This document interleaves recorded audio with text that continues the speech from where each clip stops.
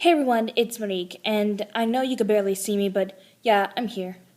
Anyway, as you can tell by my social medias and stuff like that, I've been really interested in listening to creepypastas, and although I'm not exactly sure on what exactly creep people out, I have tried my hand in writing my own creepypastas.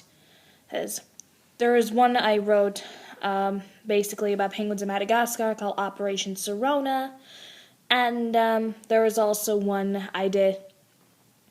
It kind of based on some thoughts I had and my perspectives on some things. Part of that and part of it's kind of fictional, which I put on Mr. Creepypasta's website and called it Inner Demons Hereditary. And I also did another one, which is basically based on the book I wrote, so I was kind of questioning whether or not that'd be cheating.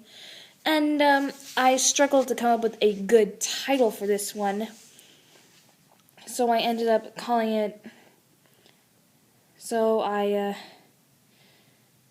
ended up calling it Creature of Laceration, I think it was.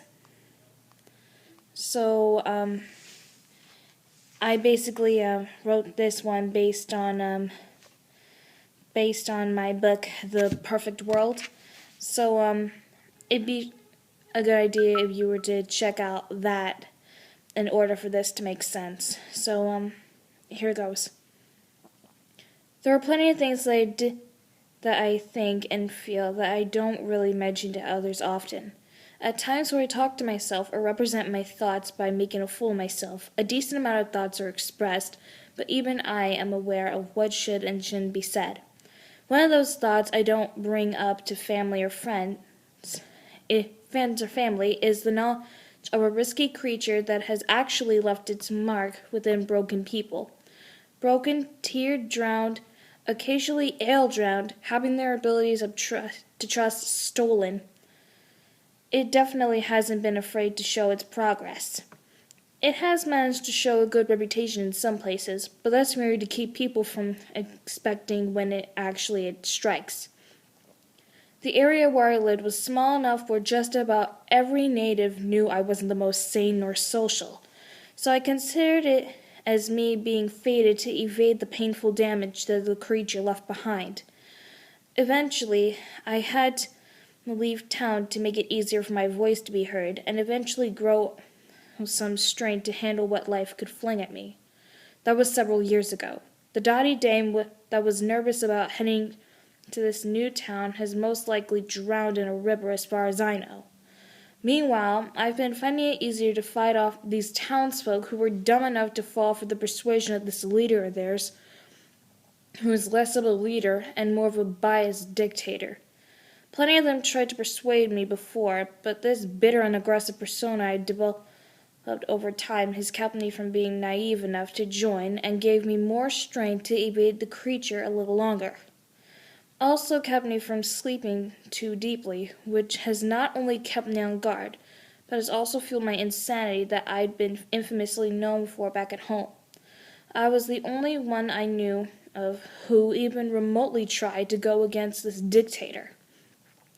That was until he came across me. It was no secret that I terrified him.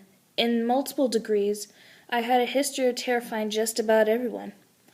Even as he informed me of a small resistance in hiding consisting of himself and 3 others that were all, like him, allegedly formerly in a higher power, I used his fear of me to my advantage and have hoped that it would keep some distance between us. However, throughout the journey the 5 of us were on to track down this dictator, my attempts of scaring the ally away from me have decreased, and I'd actually grown closer and more comfortable with him. I just considered it bonding with someone for the first time in years, so I paid it no mind. But then I was informed by the youngest ally that the creature was on my tail. I had no desire to believe it was close enough to consider me its next victim. He was so childish that he actually thought that I shouldn't fret about it. Clearly, he hasn't witnessed the pain like I had. Nonetheless, I developed new methods of increasing the distance between me and the creature. I kept my hands in my pockets so that the closest ally wouldn't be tempted to grab my hand. I walked in front of him and the rest of the group so the creature wouldn't feel satisfaction, and I even reminded myself of my original goal to return to my hometown once the quest was over, even though it would minimize my chances of ever seeing him again. Eventually, we reached the enemy we all shared, took him down for good, and everyone had regained their free will.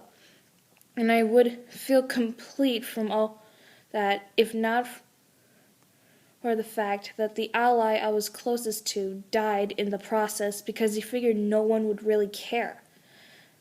As much as I wanted to curse him for such bullshit thoughts, I somehow had more energy to cry over his body.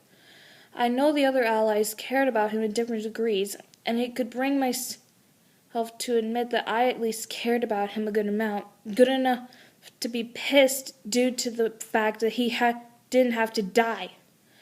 According to the youngest ally, there might be a way to save his life, but it apparently involved my honest answer to a strong question. I have my eyes closed tightly since they are still stinging from my tears from earlier. As I am acknowledging how close the ally and I have gotten over the course of the journey, I can feel the creature close by, pretty much breathing on my neck. My eyes aren't stinging as much anymore, but I am still going through my memory of the developed connection between me and the ally, much to the creature's pleasure, it seems like.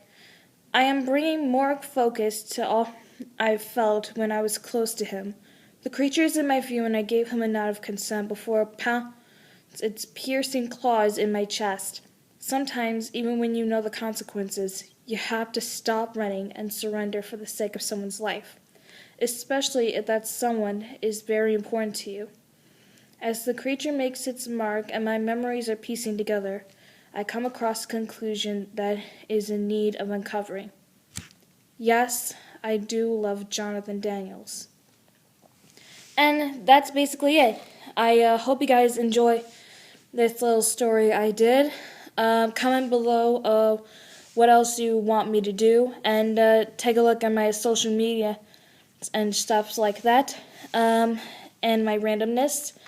And hope you guys stay warm wherever you are, and have a good rested break if that's the case for some of you. Alright, see ya.